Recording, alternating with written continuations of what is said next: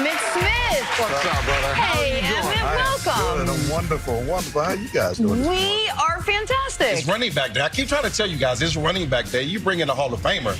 Brian, Push it's me running to the back side. day every day in New York when you're on the show. Are you kidding? Day. Oh, and just every day, period. Without having a great running back. That's right. Well, let's quickly start with what you brought here, a beautiful gift for all of us to get our morning going. Yeah, I brought Little Herradura. Brought y'all some early gifts this morning. Herradura and I teamed up. Been working with Herradura for the last 10 years or so. Brought y'all some añejo. It's very good. Nice with a margarita, nice with a whole lot of different things. You can take it natural as it is. Herradura is celebrating 150 years, and they've done a great job in terms of distilling this bottle right here and many other bottles. So, awesome. Excited. Well, thank you. I want to ask you about the game in this regard. You obviously played in 3 Super Bowls, won 3 Super Bowls.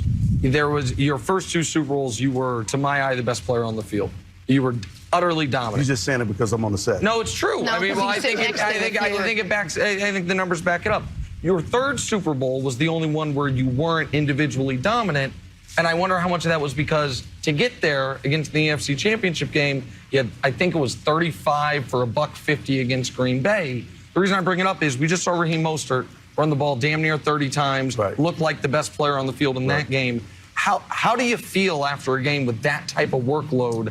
And even though you have the extra time to recover, how do you expect that to affect Mostert this week? Well, 2 things. That 3rd Super Bowl, we had a bye week in between, so you had 2 weeks to prepare for the running game, which we had.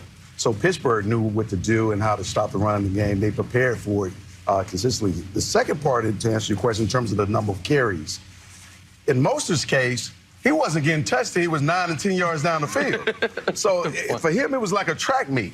I mean, nobody really touched him. He didn't really take a lot of shots, and so which was a beautiful thing. He scored 4 touchdowns, so you could minus 4 tackles on that. So with him, I think he's fine. Having 2 weeks to recover is even better, but the worst part, you gave the defense a coordinator 2 weeks to stop that run. When you talk about what Mostert was able to do, obviously he was dominant running the football. The 49ers are dominant. But just tell us how that affects the defense. Because when I watch the game, I'm watching the Kansas City Chiefs or other teams, and I'm saying, well, can they stand up for 4 quarters? That's the big question. And the way able to run the football demoralizes the defense. It's almost like Steph crossing half court and shooting a 3. There's nothing you can do at some point. And just talk about how the run game affects the opposite side of the ball, the defense. Here's the beautiful thing about having a solid run game like the 49ers actually do have. You can control the clock. You control the clock. You keep Patrick Mahomes on the sideline. You force them to make throws and put pressure on the offense to score a lot of points because that's what they're accustomed to doing. And so when you slow that down, they're out of rhythm. If you can keep them out of the rhythm, as we've seen them start games very slow, you keep them out of rhythm, you can take advantage of those things. The one thing about Kyle Shanahan and their running game is just like Terrell Davis back in the day. They ran that ball down everybody's throat with all kinds of running backs. So the 49ers got a very good chance. What makes the Chiefs, let's talk about the Chiefs for a second, so dangerous, so dynamic, is they've got 2 big offensive weapons in Tyreek Hill and Travis Kelce, who Mahomes is very comfortable going to. You had that with you and Michael Irvin. How much easier is it when you have both weapons playing at the same time for an offense? Well, I think it creates a lot of matchup issues. And the Chiefs can go a little bit beyond Patrick Mahomes along with Tyreek and Kelce. They have 2 others, Sammy back there, and they got some other guys. But don't forget those 2 running backs that they actually have.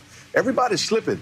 I mean, everybody's all caught up in all the fancy things that you see. It's those 2 running backs in the backfield that catching passes out of the backfields, making guys miss one-on-one here and there that can make a difference for the Chiefs. And so their running game is going to be very, very important this weekend, as well as the 49ers running game.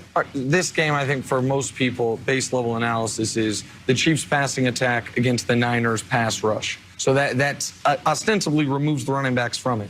But when you think about how are the Chiefs going to offset the Niners pass rush, it's screen game, right? Right. Keeping a running back in for protection. When you are playing a team with as good of a pass rush as the Niners have, walk us through your job, whether you're going out to receive a pass or whether you got to deal with a blitzing linebacker in your face. Well, first of all, dealing with the blitzing linebackers in your face, we know what we have to do. It's mano-mano. We got to do that. We got to stop that. The second part is when I'm going out for a pass route, I got to help my left tackle and my right tackle because, as you know, those 2 defensive ends are coming, and they're going to come hard. So I would tell my left tackle, set inside, force him outside. Let me get a chip on his rib cage so I can slow him down and give you a chance to get your hands back on him. That's the way Mark Tournay and I used to work. And on the right side, Eric Williams the same way. If I'm going in between the line of scrimmage, then it's the same way. Lose him inside. Let me bump him a little bit just to slow him down so I can add another 1 or 2 seconds for the quarterback to have time to throw the ball down the field. When in most of your Super Bowls, all 3 of them, you carried the load. You got the ball, 25, 30 times a game. You just hand it off. But you were a one-man show as far as running the football. The 49ers are doing it more of a running back by committee. How much harder is it for all of those guys to try to get a rhythm in the game by coming in and out of the game the way that they do? One thing about a zone offense, when you have a zone running game, as I've seen in my past with Terrell Davis and, all the guys that they had up in Denver running their rock for hundreds and thousands of yards, is that you could do that. These guys are trained to do that zone running scheme, and they do a very good job of doing it. A lot of backs are very good at running the zone scheme. I was never good at running the zone running scheme. But I was a downhill runner. But these guys are very skilled at doing it. They're very patient. They set it up. Whether you fall inside, I'm going to bounce it outside. I'm going to make you wrong no matter what you try to do. And that's what these guys are doing right now. So I think as far as advantage goes, both of these teams can run the ball fairly well. And they got very good backs. And I'm watching them, learning a lot about them, and I'm seeing them do their thing. They're both teams have very skilled backs. Yeah. Emmitt, we've been talking to so many players this week about the right things to do this week, especially if you're a player getting ready for the game. We had some fun. We poked some fun at the 49ers who went out hard, I think Monday night or Tuesday night. Monday night. Listen, they said they didn't drink, whatever they want to do. My question to you is just, what's the week like? You've been there a couple times, you've done it a couple times. What did you learn from the first time or the second time as a player getting ready for Sunday? Maybe that could help you going into that game. The first time was the absolute worst because anxiety and all those things, not knowing what to do and how to prepare, not knowing if you're actually doing the right thing or not, because you try to treat it as normal. You hear coaches say, this is a normal work week. No, it's not. Nothing normal about it, because most people are playing in their first Super Bowl and they're all excited and everything. So not to mention, you're here in Miami. So you're going to go out and party a little bit. I think that's just baked into it. That's just baked into it. It is. It is what it is. That's part of normal living. So, and your guys' third Super Bowl, you guys had some fun the week leading up to it. Why not? Yeah. Why not? And so on Monday through Wednesday, party hard. Enjoy yourself. Enjoy yourself. But I say party hard, you're going to be back by curfew time. So every week is a curfew. Every day is a curfew. What was curfew for the Cowboys? It was like 1 o'clock. Oh, no, it was like 1 o'clock, something like that, 12 or 1 o'clock. And then as we got to Thursday and Friday, it got closer and closer to like 11 o'clock. And so right now, teams are starting to tighten up the reins. And guys should probably stop drinking, start drinking a lot more fluid, start getting off their feet, start relaxing a little bit more, start zoning in on what you need to do without doing it too soon, because when you're thinking about the game too much, it wears you out.